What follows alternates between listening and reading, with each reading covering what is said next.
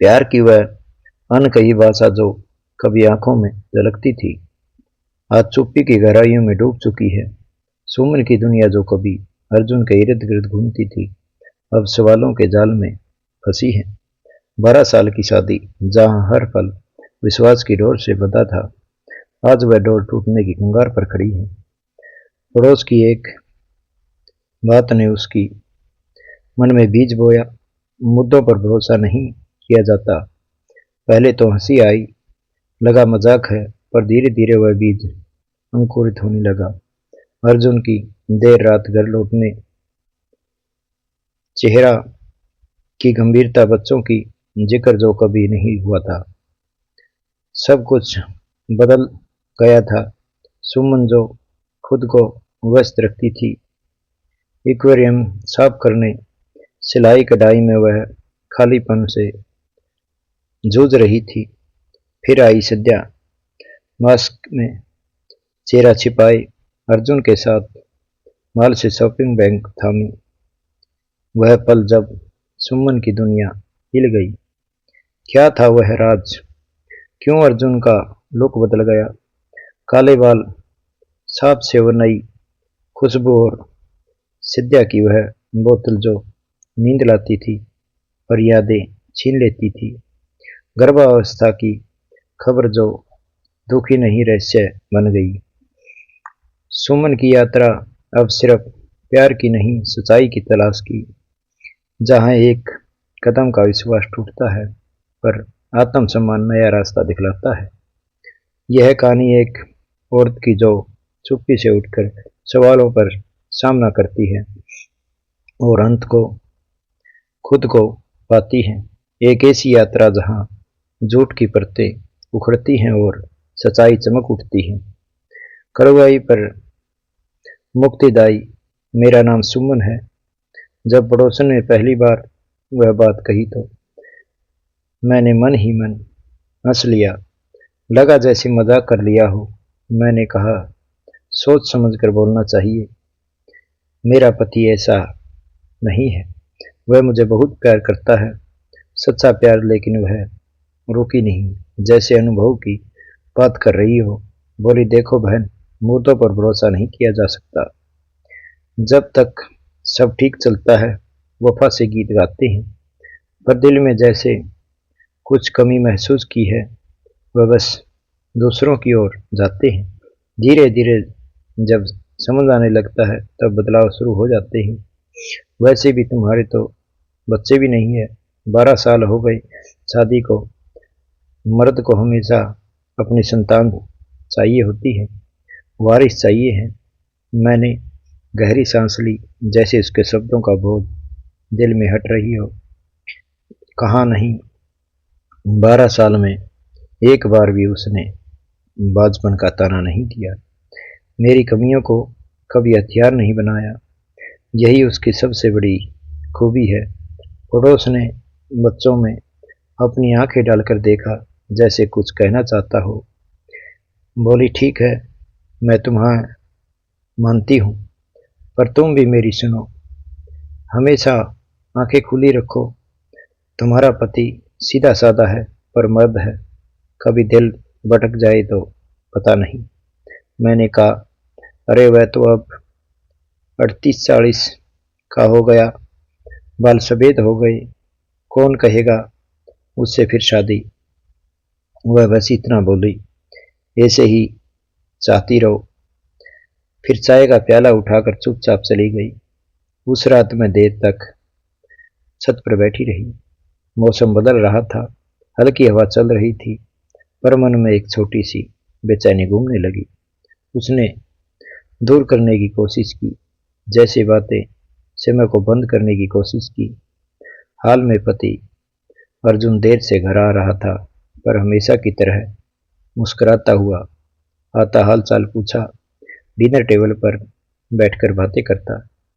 दिन जैसा रहा, नमक ठीक है या नहीं, पौधे को पानी दिया है या नहीं, बिल्कुल जिंदगी साधारण थी। पर उस दिन जब वह आया तो कुछ अलग था। दरवाजा खुलते ही देखा उसका चेहरा गंभीर था, मुस्कान नहीं, कुछ बोला नहीं। मैंने पूछा, दोपहर का खाना खाया।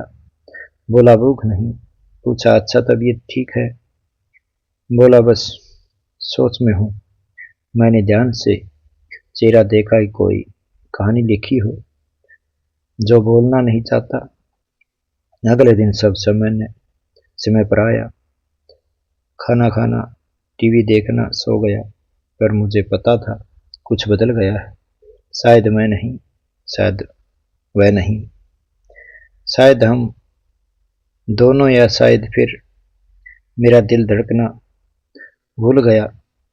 वही दिल जिस पर पड़ोस की बात को हंसकर टाल दिया था। अर्जुन ने बदलते व्यवहार को मैंने खुद पर हावी ना होने दिया। खुद को व्यस्त रखा जैसे कुछ गंभीर नहीं। घर में मछलियों का एक्वेरियम था, उसे साफ किया। पौधों को काट छाट किया। चाय के नए फ्लेवर ट्राई किए। सिलाई कढ़ाई में लगी रही। दिन भर कुछ न कुछ करती रहती।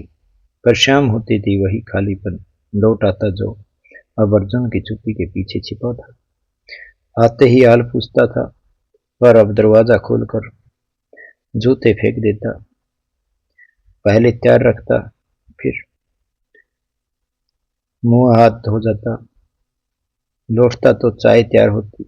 चाय पीते हुए भी चुप रहता। प्याला थामे दूर देखता जैसे कुछ परेशान हो रहा हो। एक बार कहा, अर्जुन चाय का स्वाद अब वो नहीं है ना। सिर हिलाया और बोला, तुम जैसी चाय कोई नहीं बनाता। शब्द अच्छे थे पर आवाज में खालीपन। रोज चुभने लगा। तारीख बेईमानी लगी।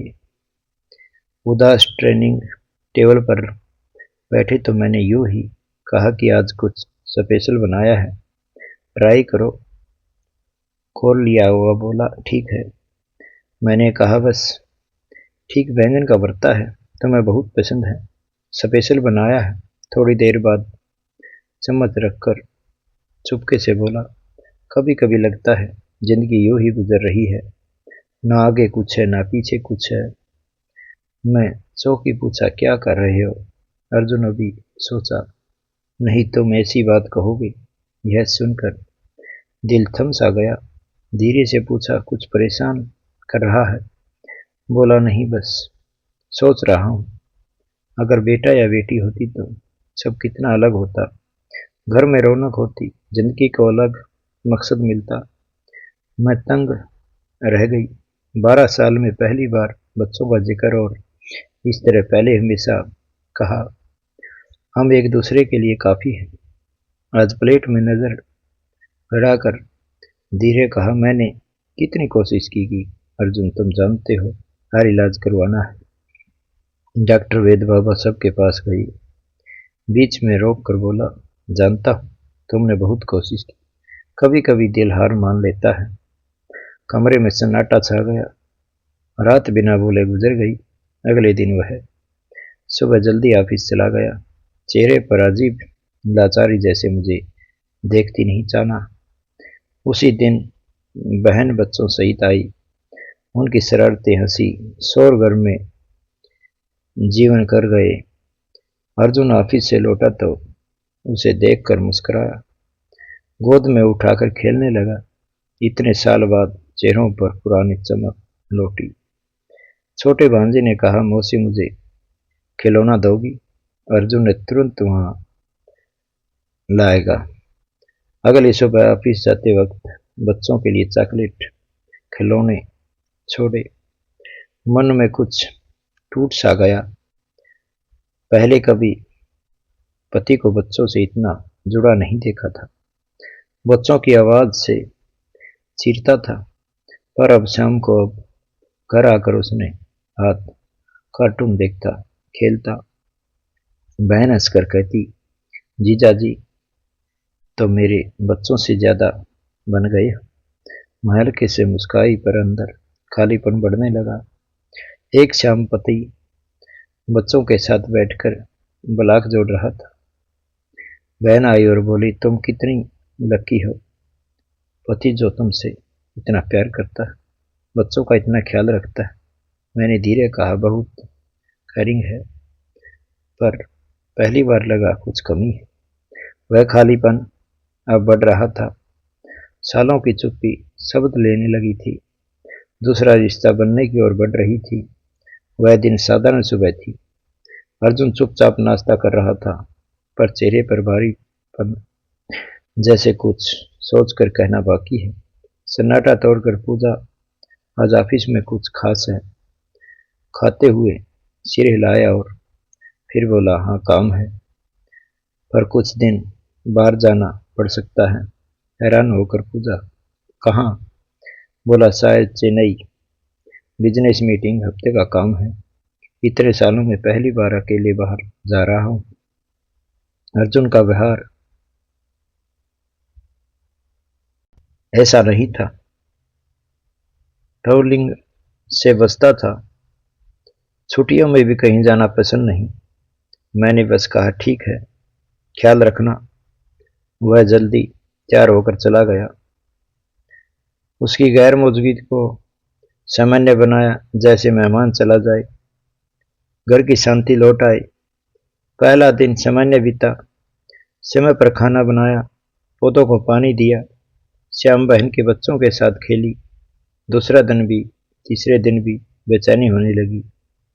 फोन पर बात करना भी छुट्टी था। बस ठीक हूँ, काम चल रहा है, मौसम गर्म है, बस। 8 दिन बीते तो मैसेज आया कि कुछ दिनों में और लगेंगे। कोई स्पष्ट वजह है? मैंने ज्यादा सवाल नहीं किए, शायद हालत हो गई है। 14वें दिन शाम दरवाजे पर दस्तक हुई। खोला तो चौंक गई। सामने पति खड़ा था, पर बहुत अलग। चेहरा साफ, सेंध आंखों में अजीब चमक, जैसे सवालों की थकान पिघल गई। सबसे हैरान करने वाली बात तो बाल सफेद होने लगे थे, अब घने काले। एक पल देखती रही, फिर धीरे कहा, लगता है लुक पूरी तरह बदल लिया। मुस्कुराकर बोला, हाँ, बस थोड़ा फ्रेश लगने की कोशिश।